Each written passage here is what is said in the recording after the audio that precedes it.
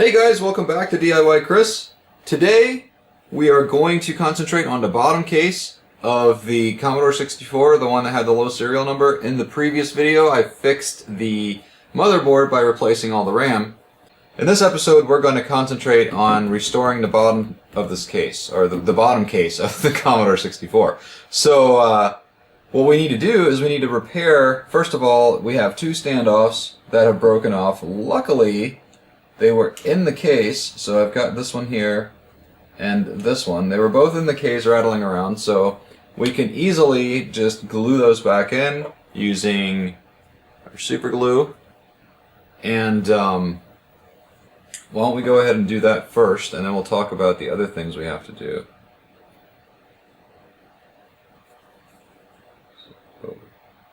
This already has a hole. I was going to cut a hole. Alright. So let's do this.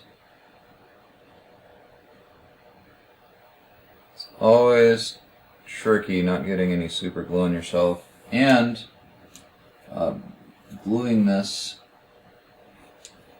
the right way the first time. So I'm just going to hold that there for 10-15 seconds to make sure that it's not going to go anywhere. Alright, that one's good. Be easier if I had tweezers. So we're going to do this one now. Just like I've tried like positioning these earlier just to make sure they were going to fit where they were supposed to.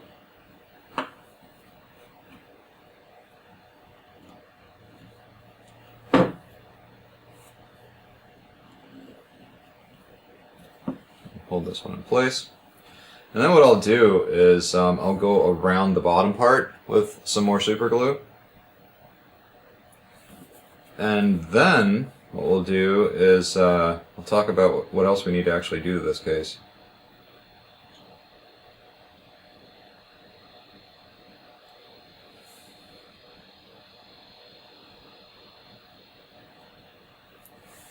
Alright, so I'm just going to just tack on a little bit of super glue on the sides here.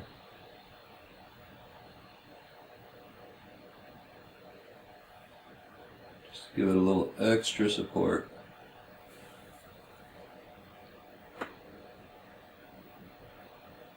Alright. Okay, so here's the deal with the case. The motherboard, let's look at that again. When I pulled out this board, I noticed one strange thing, and that was that the screws, when screwed out, were like, they weren't easily coming out of the board. And that's, see that? It's like the screw is too big for the board. What I'm guessing what happened, and then we have this, right? This looks like a normal screw. So what I'm guessing happened is when whoever worked on this last, or the person who worked on that before that one worked on it, or whoever, somebody went through and said, shit, either I lost the screws or I'm going to put the wrong screws in here, and totally widened these holes. So we can never put a normal screw in here again because it just won't hold. So what I've decided to do is to carefully pour some epoxy resin into each one of these holes so that we can then go back and we can drill the right size hole for this screw into the resin. So what does that look like? I think that this is the right drill bit here. So I've got I did a project a while back, and I have these letters are filled with resin, so I'm just going to drill through one of them. Alright, we have a hole here in the D, and we'll take a normal screw. Actually, let me grab my screwdriver.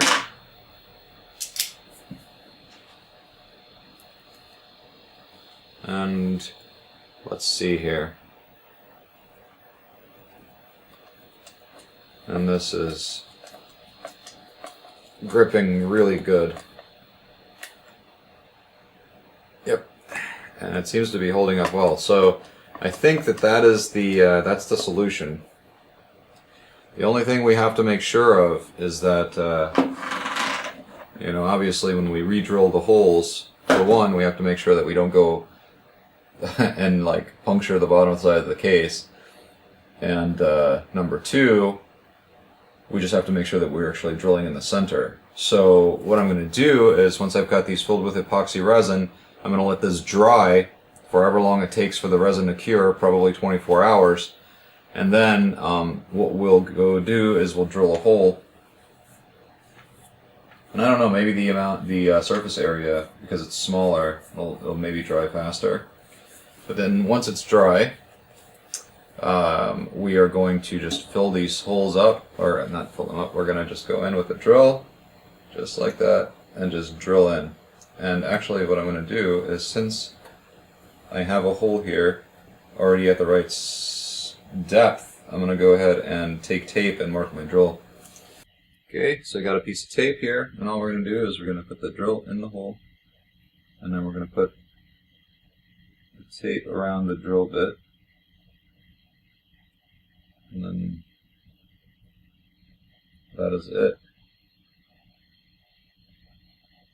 So we know that when we get to the line here on the drill bit where the tape starts, that's as far as we go. Alright, so maybe I won't fill in all the holes with resin. Maybe I'll just fill in the widened ones, which is almost all of them. Yeah, see how much wiggle room there is? And here, it's just minimal. And this one's just horrible.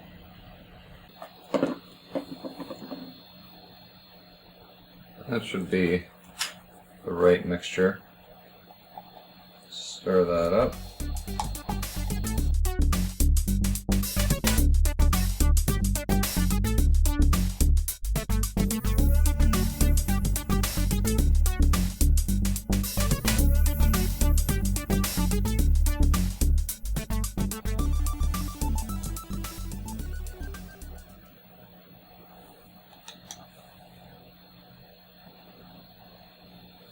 And it's not going to take much at all, so just kind of let it drop. There's going to be some cleanup.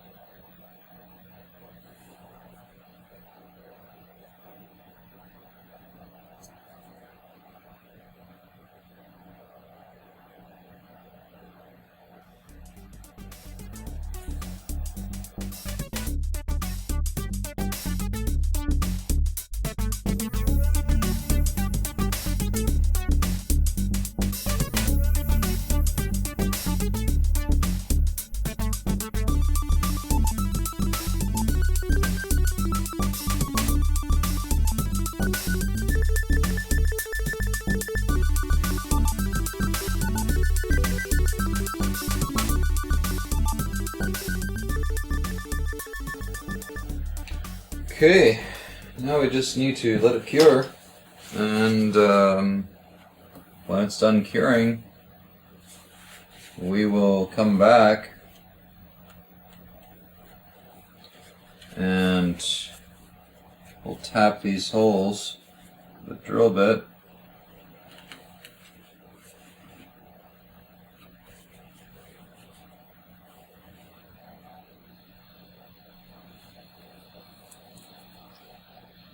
Yeah, we'll see how this works. I mean, I've never tried this before, and all the things that I've read online about fixing plastic threads really didn't mention trying to use resin at all. But the fact that I can just drill into the resin like I did on my test piece, and that I was able to thread in a screw, I mean, that makes me think that it's going to be fine. So We'll let it sit. And I will return when everything is done.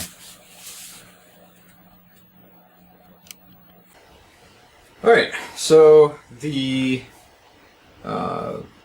resin is cured, except I'm going to be completely upfront about this. I messed up the mixture of the resin, so it never really fully hardened. It's just kind of soft. The best way to describe it is how hot glue feels when it dries. So it's not sticky, it's just very soft.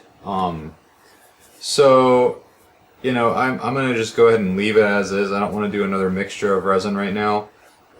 Later, after everything's done, I'll probably, like, off camera, create another resin mixture and, because I'm going to drill all this stuff out, and clean it up and then put resin back in. But the procedure will basically be the same. You mix one part and one part, you mix those 2-part resins together to create the resin that you're going to then pour into the holes.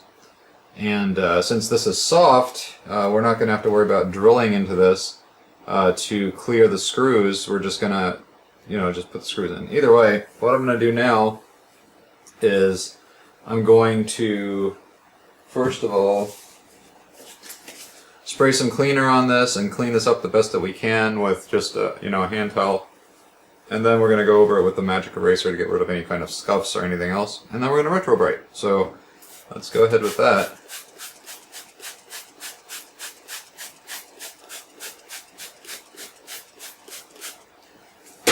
Alright. Wow. That just came right off. It's wonderful. Alright. I'll use some cotton swab or something to get into this corner, maybe. Or can I go like this? Yeah, I'll do that. Oh, I know it's missing. Another toothbrush. Let's grab that. Be right back. Alright. This will help us to get into those hard to reach places.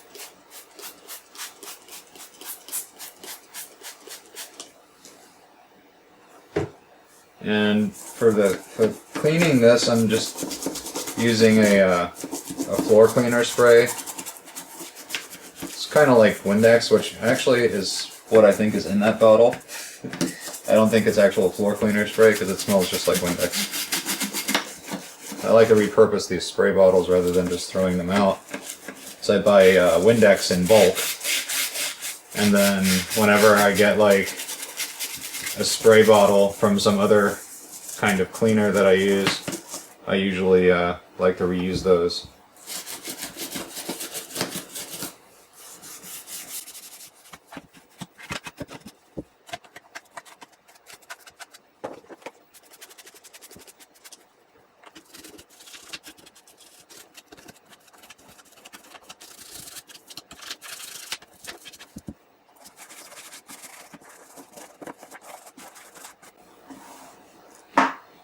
Let's do the back side.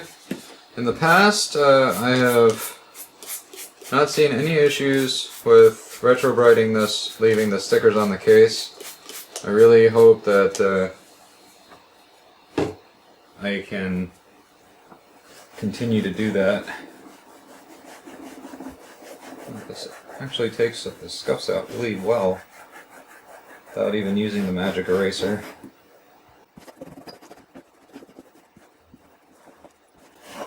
And as you can tell, there's not very, like, a whole lot of yellowing going on here. There is just kind of around the corners is where the yellowing is. The bottom actually looks fine.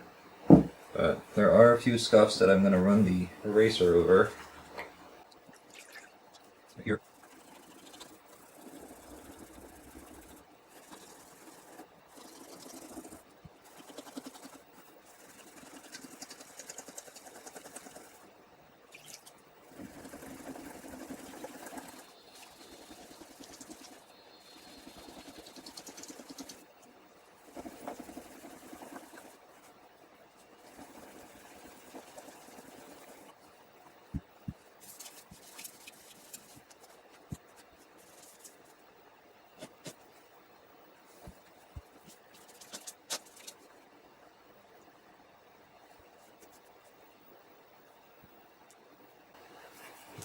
Alright, so our goal then is to get... Oh, missed a spot.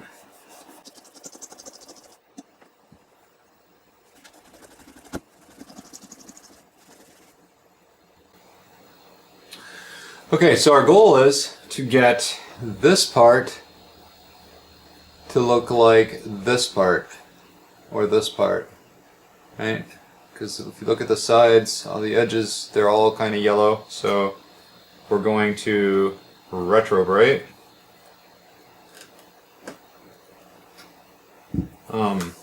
But before we throw that into the Retrobriting bucket, I think what we're going to do is we're going to grab the keyboard and take off all the keys, because, you know, that's what we do.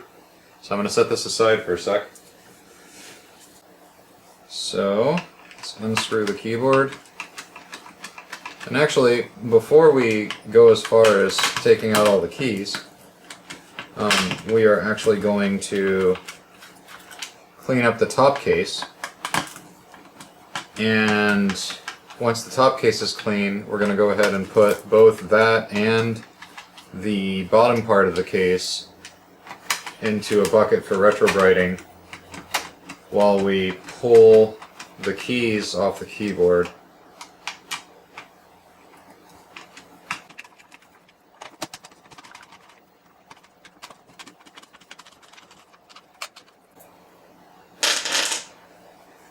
Okay, there's the keyboard. Keys are super yellow. This tape has seen better days. Alright, I've set this keyboard aside. And so we're just going to do to the top case, same thing we did to the bottom case. Except for this one's going to need some more aggressive cleaning, especially like around the back here.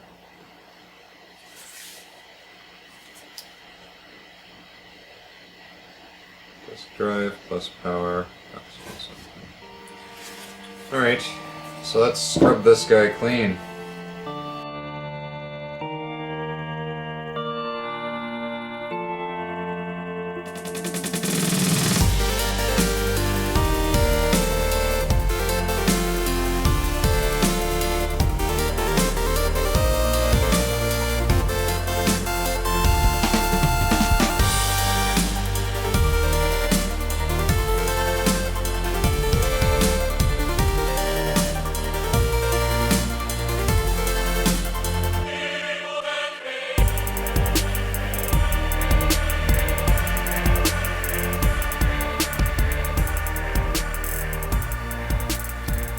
Wow, the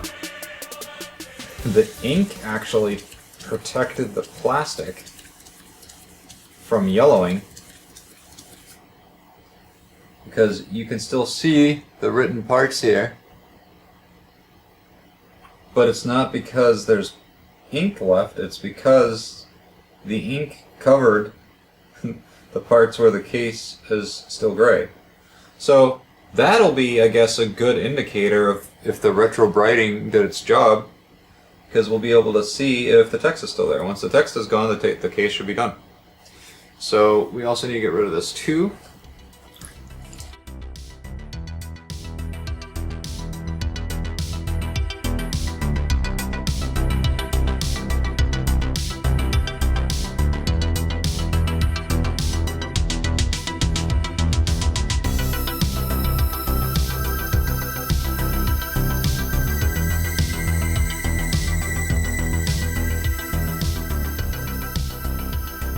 Alright, so I'm going to say that that's good to go.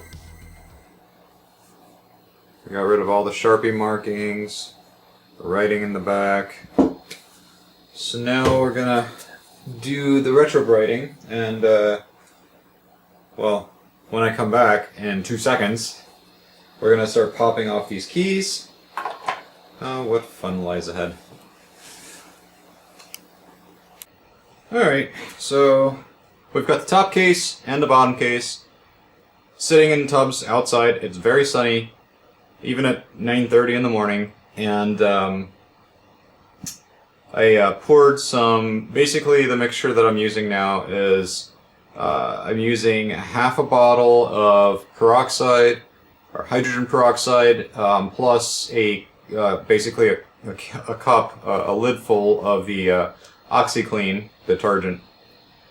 And I mix that in with hot water and put that outside. And the amount of water to the amount of OxyClean and the amount of peroxide is literally, if you're looking at a tub, just a normal sized tub, it's probably about as big as this towel is. I fill it probably about 4 inches with water.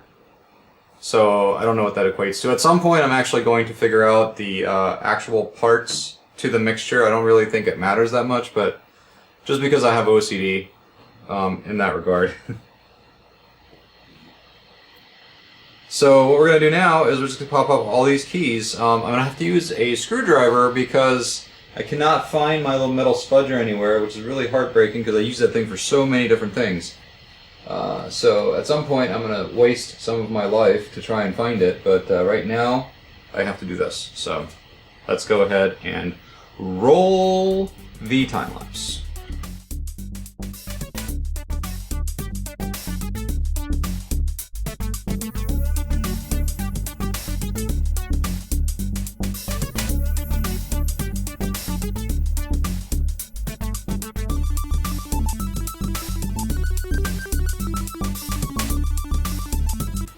Oh no! Why? Good thing I have like 100 of these.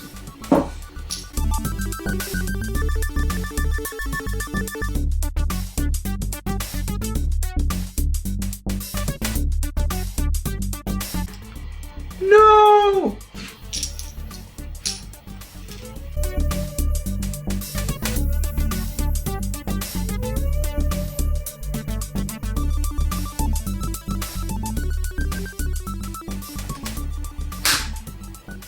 Good God. That's the third one I broke.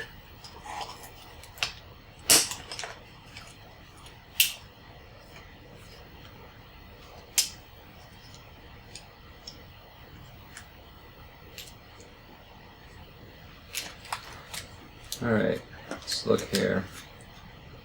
This seems to want to come... Oh, okay, so no, this is fine. Alright, so we got the space bar out. We should probably put this guy back.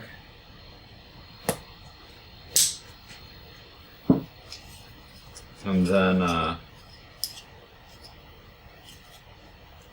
these guys, we'll put those back in here when we get ready to put the space bar back on, but for now we're just going to leave it out. What's interesting about this keyboard is that if you look at it, it's not that dirty. Like, I have taken apart Commodore 64s that look cleaner, way cleaner than the one that we just took apart, and the keyboard was just disgusting. I mean, these keys, don't get me wrong, they feel like, they're so grimy, they feel like they have a texture, which is odd, a really odd feeling.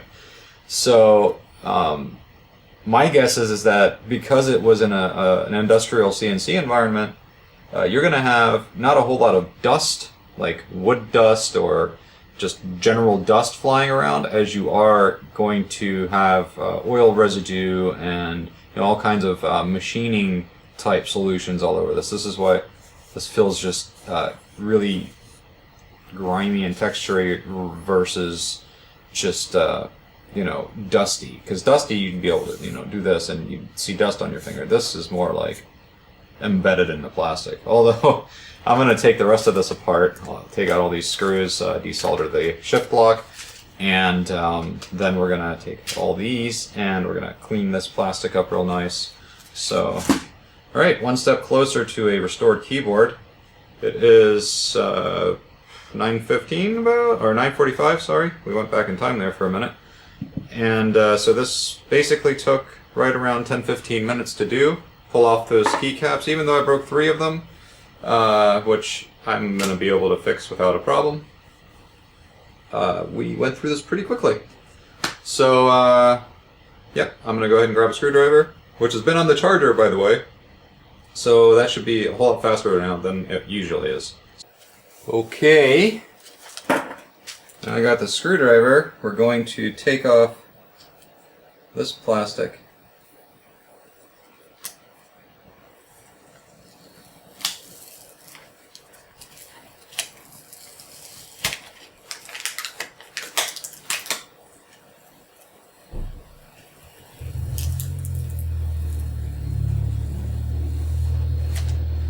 Kudos goes out to whoever created this tape, because after nearly 40 years I was able to peel this off, right, without it breaking. Just for that, I'm probably going to save this and we're going to reuse that when we put this thing back together. So let's go ahead, I'm going to also heat up my soldering iron here. Or I'm not, because it's not plugged in, damn it. Alright, let's go ahead and take these screws out.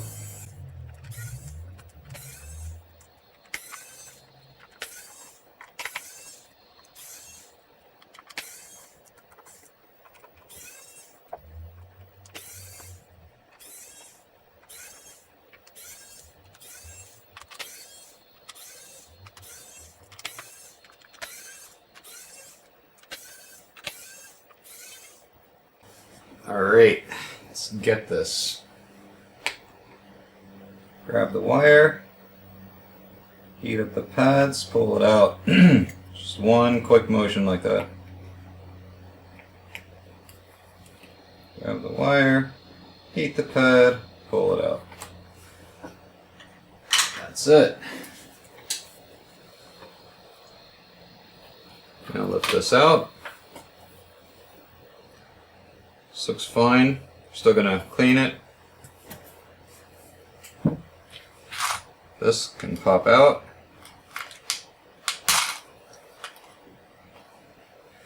These can be dumped. Alright, so what I'm going to do next is I'm going to bathe this, and then I'm going to take all of these and all the keys and springs and everything, and basically throw those in a soapy bath solution so that they can kind of chill in there for a little bit. I'm going to probably scrub them with a toothbrush just to get some of the grime off after they soak for a little while. So I'll be back. Alright, here is the cleaned keyboard plastic. Looks pretty good. I used, instead of just normal soap, I used laundry detergent. I don't know if it worked better or didn't work better. I just know that that was what I had on hand at my utility sink, because that's where my washer and dryer are. So I used the laundry detergent that I had there. Don't tell my wife. So yeah, this is good. Now, I forgot my damn toothbrush. Hold on. Alright, now what I'm going to do is, you see how grimy, nasty, dirty this key is? I'm going to just try something. I'm going to dip it in the soapy water, and then I'm going to use the toothbrush to try and clean off that grime a little bit.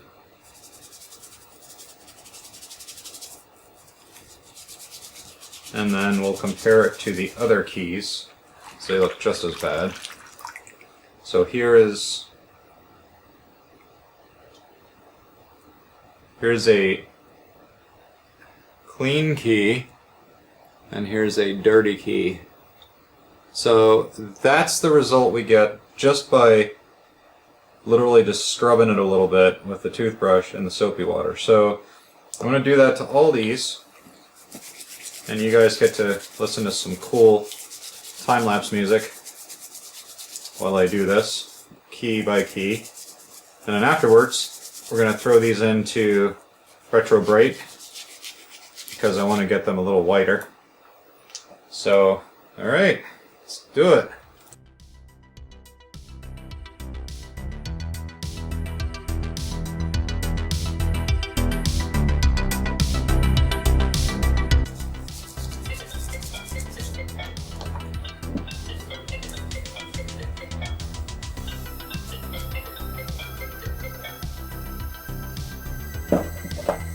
You're interrupting my time lapse. Oh, I'm sorry. I just thought I'd let you know something that I just did, and I feel horrible, but also at the same time. I stole something. Ooh, what'd you steal? I stole a keychain. Yay! No, not yay! Why did you steal it? I didn't want to pay for it.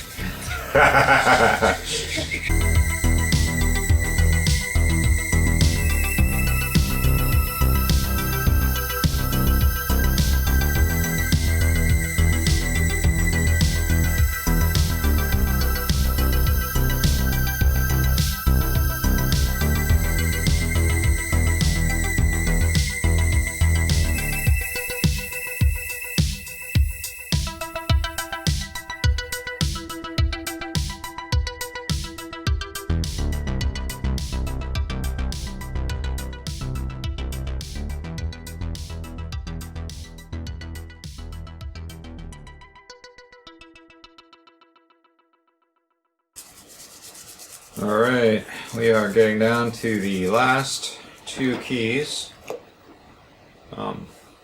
While I've been sitting here doing this, I've had some time to reflect on a few things.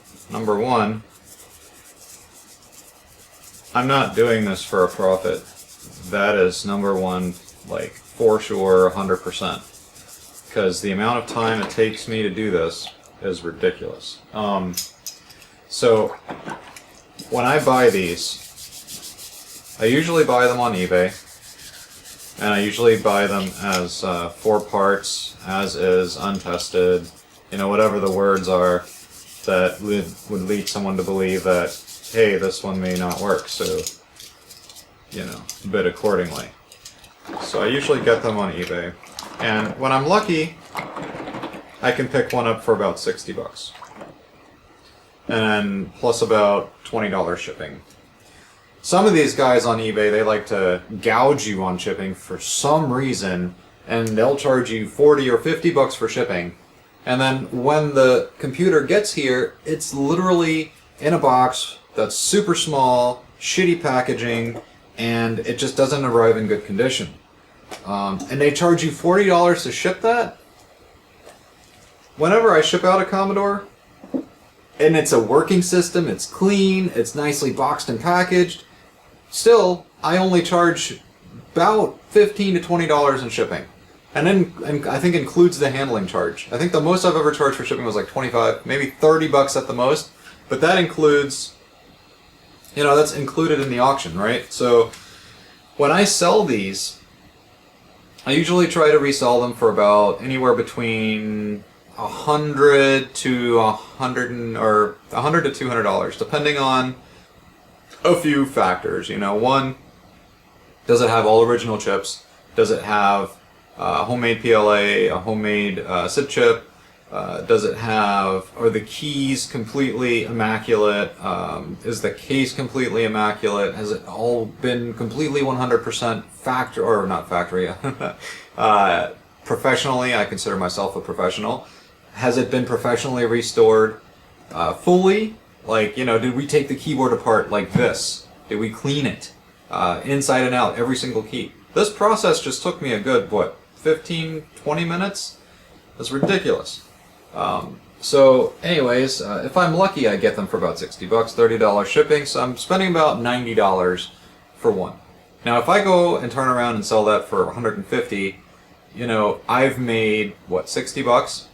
So then we have to take into account, I have to buy hydrogen peroxide to retrobrite the case, I have to use cleaning aids to clean this stuff with, and then all the time that I use to actually clean these, the time it takes me to do the videos, I mean, that's not part of me selling this, but, you know, all of the stuff that's involved, I, at the end of the day, probably think I might be losing some money in the process. But I'm purely doing this for joy. You know, this is fun for me. This is, this kind of gets my mind off of all the other stresses of daily life, you know, all this bullshit going around right now with the coronavirus and, you know, Black Lives Matter and, you know, all this other crap that people are just, you know, I think people just need to relax a little bit. and enjoy the world for what it is.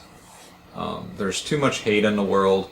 People need to be nicer to each other. I want to stay neutral on this channel, so let's stay neutral. So again, I'm just really upset at, you know, humanity as a whole. We are behaving like, you know, frigging temper tantrum throwing 2-year-olds right now. Man, the world isn't fair. Sorry. Come on, get over it. Enjoy the fact that you have a life and live it and do what you can to make yourself happy, because nobody else is going to do it for you. So, you know, just stop hating so much. God, it's so annoying. Just relax and enjoy life. So that's my 2 cents on this whole thing, and you will not hear me talk about it ever again, because this is a channel for DIYing, and, you know, that's what we're going to do. Damn it. We're going to DIY some shit. So these keys are going to soak in this probably for about another 10 minutes or so. Then I'm going to take out the keys and the plungers and the springs. I'm going to take everything out. I'm going to fill this bucket with Retrobrite, and I'm going to throw the keys in it. Leave the plungers out, let them dry, the springs, let them dry, and then we're going to go look at our cases too and see how they are doing. I don't want them to melt in the sun. It's super hot outside right now. It's about almost 11 o'clock, so they've been out there for about an hour and 20 minutes. So I'm going to give them another 10 minutes or so and then check on them. And then when we come back, we'll probably be putting shit together. Or actually, we'll be doing this, and then we'll be coming back, and then we'll be putting shit together. Alright. Alright, spray this thing down with some contact cleaner.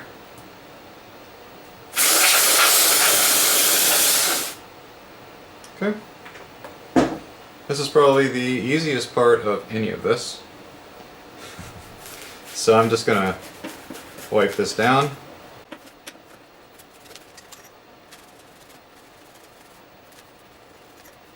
Should probably used a dry towel like this. The other one's actually wet from cleaning the C64 with Windex.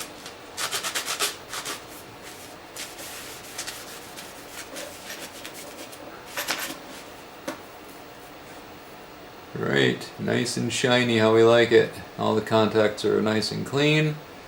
So once the other stuff dries, I just went and checked on the cases, by the way, and they're looking pretty good. So we could start assembling this part and then putting this back together with the, that reminds me, this switch I usually try to just blast with some contact cleaner, because remember, we can't submerge this into water because it's not waterproof. So we just want to clean it, make it look all shiny and new again, and make sure that, you know, it doesn't stick or, you know, works really well.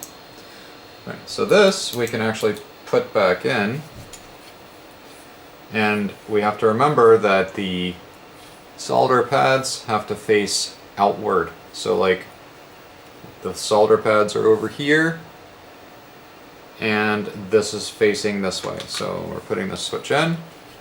We're going to snap it in place. Alright, so the shift lock key is back, and this keyboard goes like this. So then the plungers will grab, and then we'll put those back in, and we'll screw the back of the keyboard back on, and put all the screws back in. Then we'll come back and populate all the springs, and by then maybe the keys will be done retrobriting, and then we can put the keys back on and take the cases out. And yes, so what I thought was going to be a break for me, just going to go sit down, watch some TV, is actually just turned into a whole lot of work. So yeah, I'll be right back. Okay, you guys ready for another time lapse? I remember I broke 3 plungers last time? So I have 3 extra ones here that I'm going to use in place of the broken ones. And I just need to find the broken ones.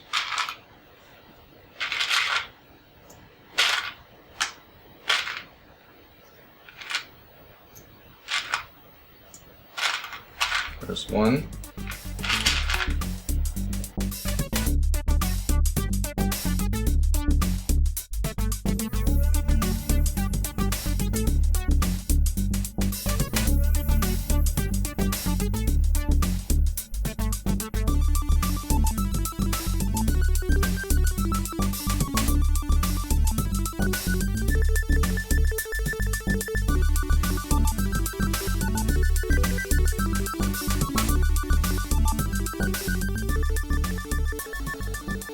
Alright, here we go. Got them all in.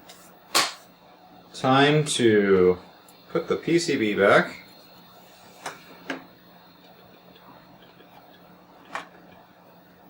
Alright. So, lesson learned from previous experience. Let's put in all the screws first before we try to solder the shift lock key back.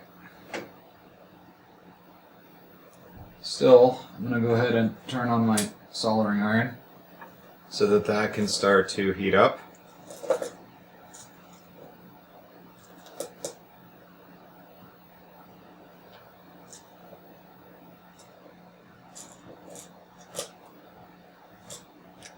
So let's do a quick time lapse of this.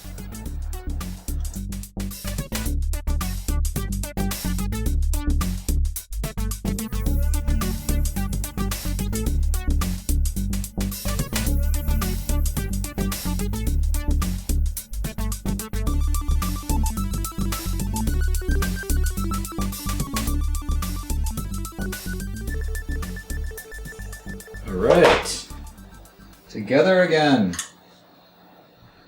Now comes the fun part of putting these things back. So as always, I'm going to just go ahead and line this up in the hole. Get it situated, and then we're going to heat up the pad and push it through. Same thing for the other side. Put it in the hole.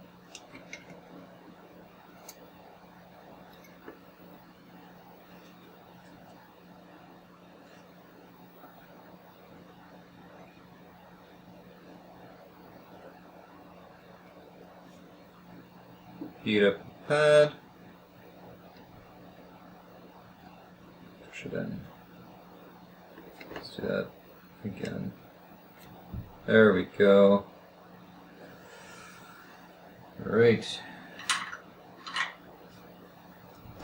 Keyboard is back together for the most part, or some part. The next piece is going to be putting all these springs. So I'm going to move this out of the way, put that here. Go grab the springs and I'll be right back. Actually, it is 11:40, so let's check the cases. So the keys aren't quite ready yet, but guess what is? Ta-da!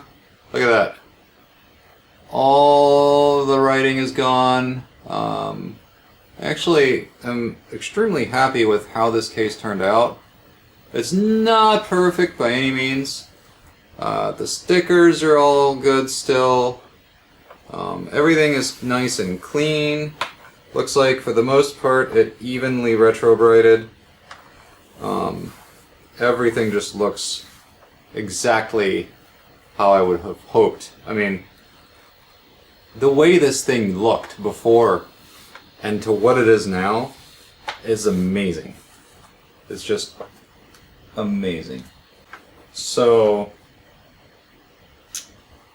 what we're going to do now then, since the case is done, instead of dealing with the keyboard, let's put in our motherboard. Let's make sure this is still good. Yep, we're still good. So let's go ahead and do that.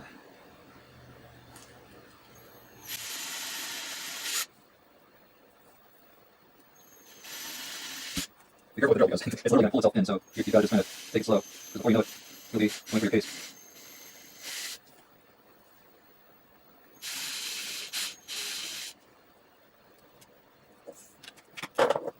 It's a shame that I mixed this resin wrong. Would have been so much better if it worked properly. Either way, I think this will be good enough to hold on those screws. Alright. Make sure we didn't go through. Yay, everything still looks good. Alright. Let's go ahead and find some motherboard screws.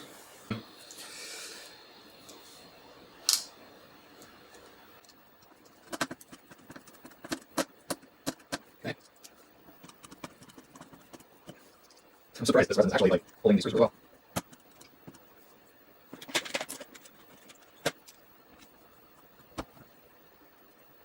One more. I have one here somewhere.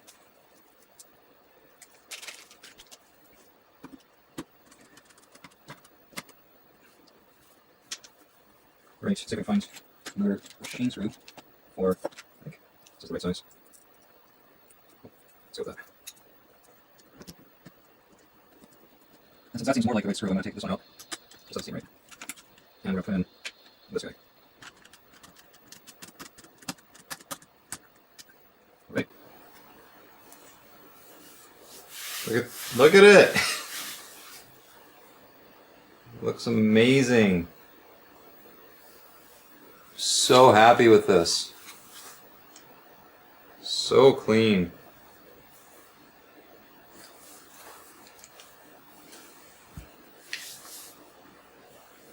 Alright, I think what we need to do is we need to go have another look.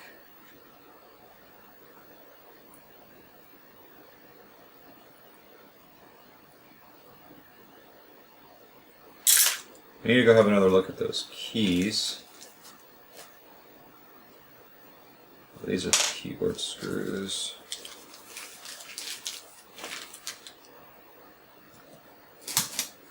Before we do that, let's put this original plastic back on, just for nostalgia.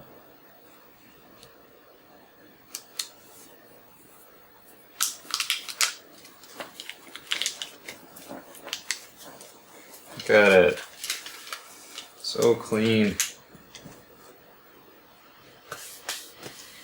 Alright. What we could do is we can go ahead and put this back together.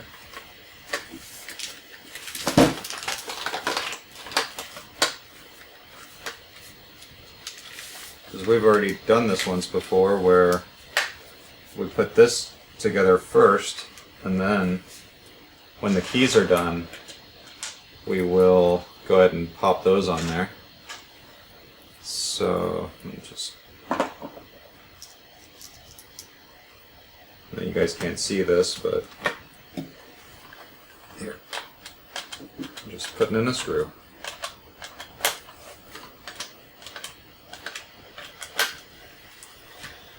And actually move this out of the way for a second. And let's put in a few more screws.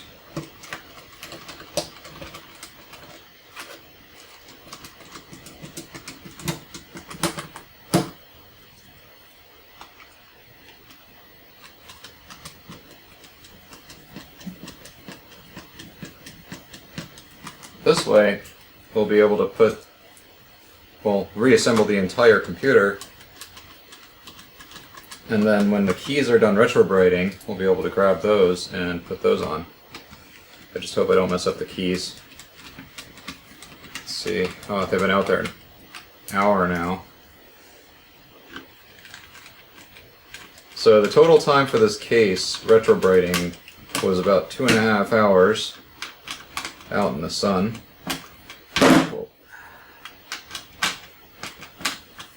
using hydrogen peroxide, 3%, and OxyClean, the liquid detergent stuff.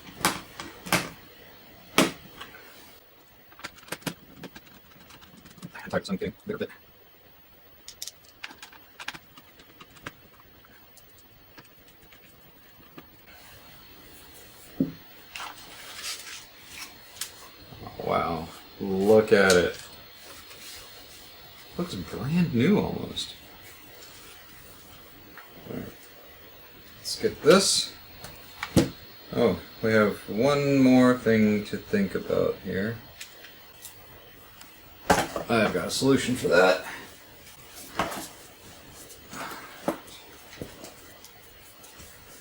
Let's see. Because this is, I think, basically, yep, the same retaining ring. The only thing we don't have is the grommet, which we can steal from another LED.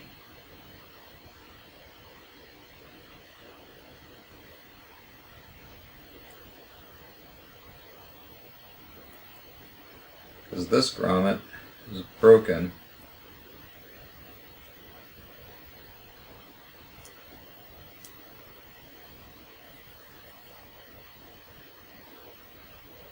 So what we'll do is we'll snap this into the case and push the LED through.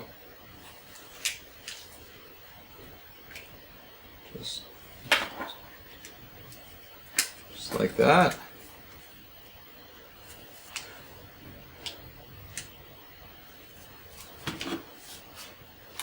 And then we'll push the LED right through it. Snap that into place.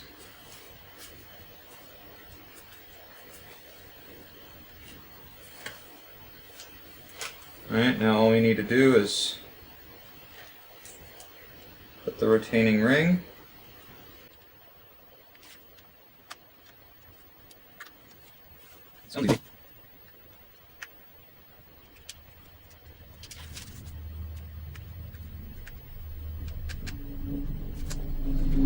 Okay. Looks good.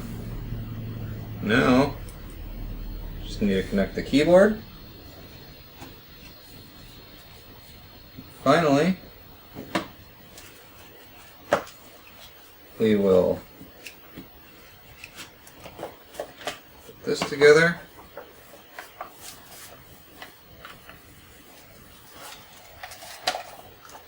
Put in our 3 case screws and call it almost done.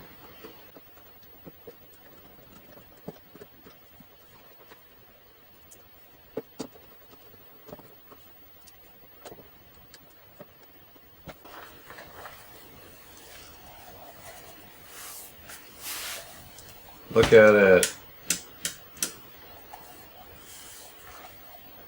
Looks beautiful. Beautiful. Alright, let's go check on the keys. Okay, here we are back again with yet another finished or dried thing. Whatever. The springs are dry, so we're going to put those on.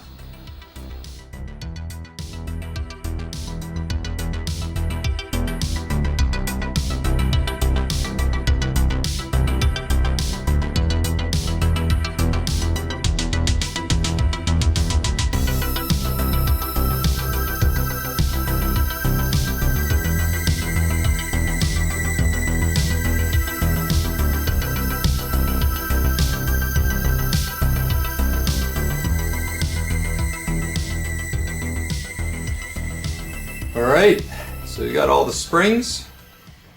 The only thing left to do is to put the keys back on. So how do we do that? Without the keys. We're still waiting for the keys to Retrobrite. So they are still retrobriting. They've been retrobriting now for about I'm gonna say, see, 11, about 2 hours now they've been retrobriting. Maybe give them another, probably until 1:30. It's 1 o'clock now, so at 1:30 I'll check them again, and think we'll get them out at that point, because I think they've been in there long enough. So, be back.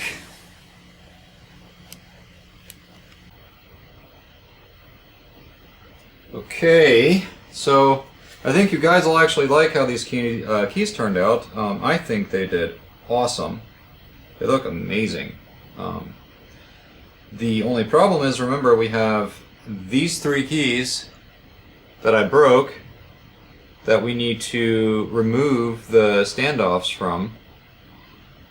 So, since these still have a little bit of plastic attached to them, before I get creative, I'm going to go ahead and just try to pry it out,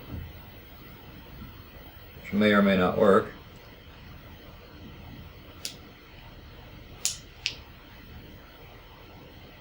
You can't actually get a grip on this. Yeah, so that's a fail. So what we'll do is we'll use this approach. I'm going to take a drill.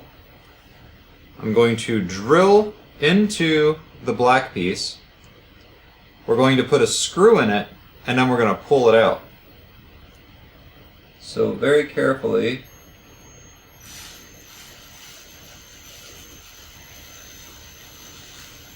I'm drilling into the black plastic.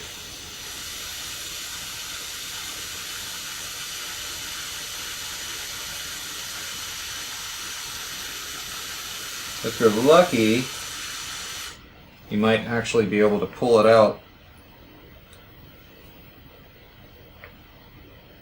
with the drill bit inserted.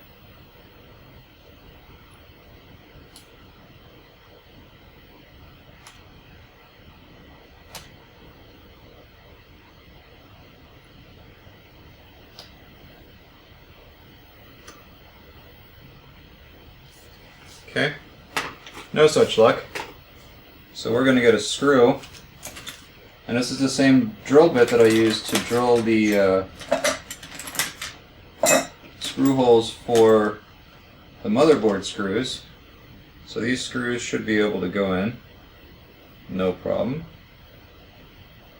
Okay, add a screw in here, and we'll just pull that out. Oops. Wow, it's really in there. So we'll have to go a little deeper.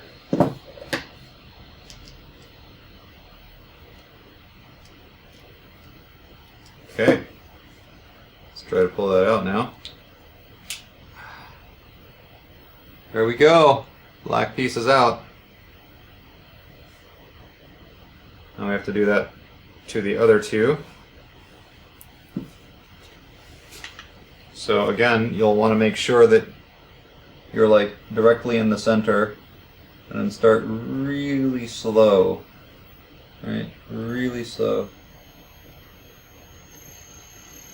so that you don't get like that, so you don't get off center. You want to stay in the center of this.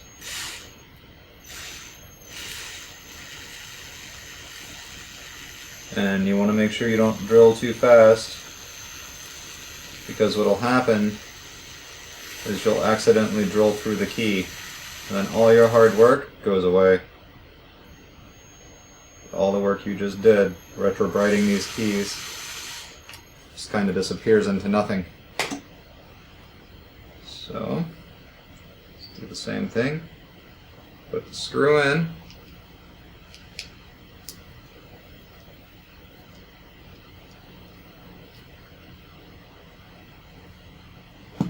I don't think I went deep enough on this one. Nope. Have to go a little deeper.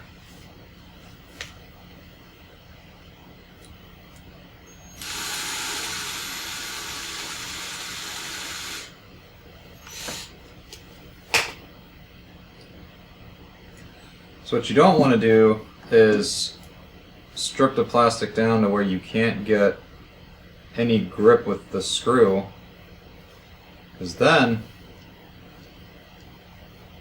you'll still be able to get it out if you use like an X-Acto blade. It becomes much more difficult. Alright, there's that one. All ready to be connected to a new plunger. That's that. There's the F key. And the last one is the At key. Alright, same thing. We'll drill slowly but surely in the center. Well. Okay. Excuse me.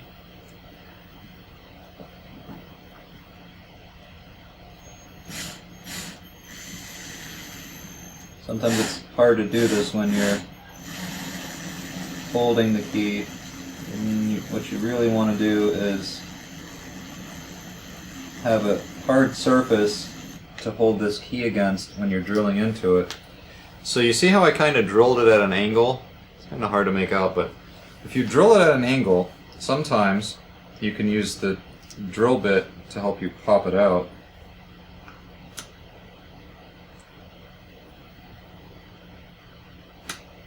Now, these are really in there good. No wonder they broke off. So let's put this screw in here.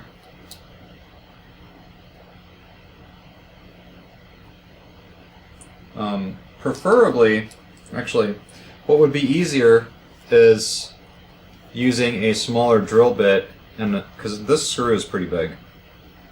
So if you have a smaller screw and a smaller drill bit, then use that because it'll make your job much easier. Trying to get a big ass drill bit like this in the center is really tough sometimes. And you don't want to drill into the white part of the plastic. There we go, another key saved.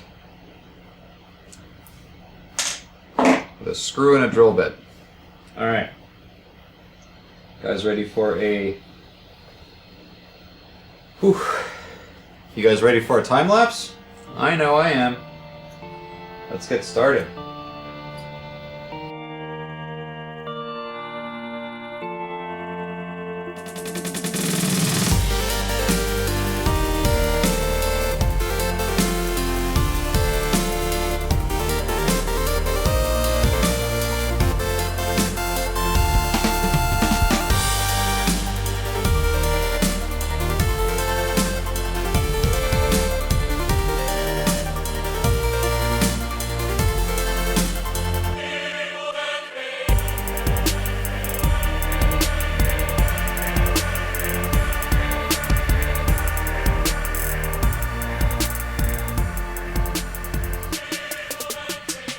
Look at it! Isn't it beautiful? I think it turned out awesome.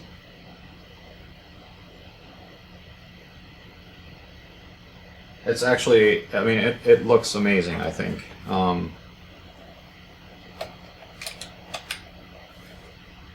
think if anything, maybe next time I'll leave the keys in there just not as long. It looks like they may have lost some of their brown color slightly, but all in all, you know, it's the price you pay for white keys, right? So I guess now the question is, does it all work? To find out, let's plug in our power. And obviously turn on the TV. So, got power over here. We've got the video over here. And here we go. And look at that. Isn't that beautiful? That looks great. Let's see.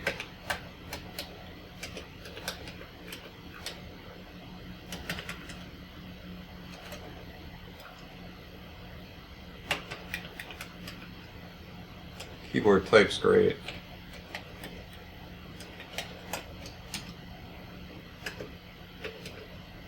Oops.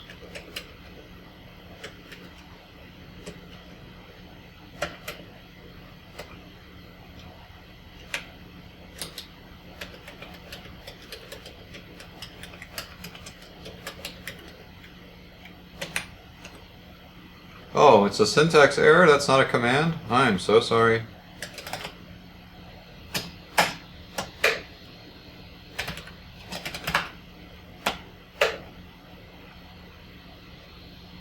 Oh, how my basic programming skills have failed me.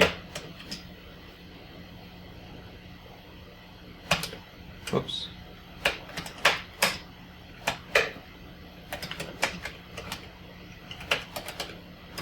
Looks like I need to go back to typing school.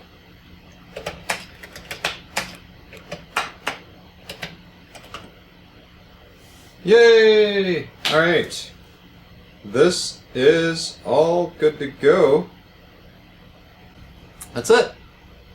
Another Commodore saved. I mean, look at it, guys. Look at it.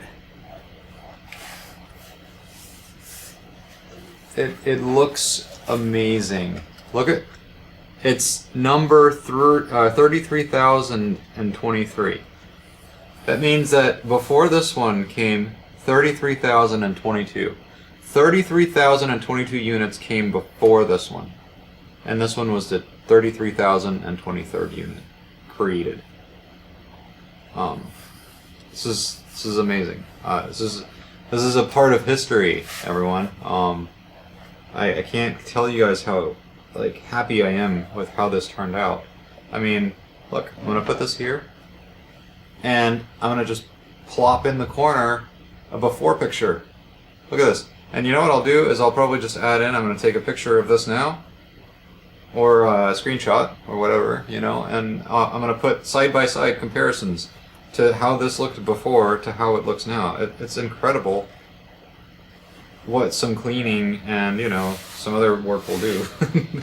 So anyways, if you guys enjoyed this episode, be sure to give me a thumbs up. If you didn't, give me a thumbs down. Don't forget to subscribe to my channel and click the bell for notifications, and I'll see you guys on the next one.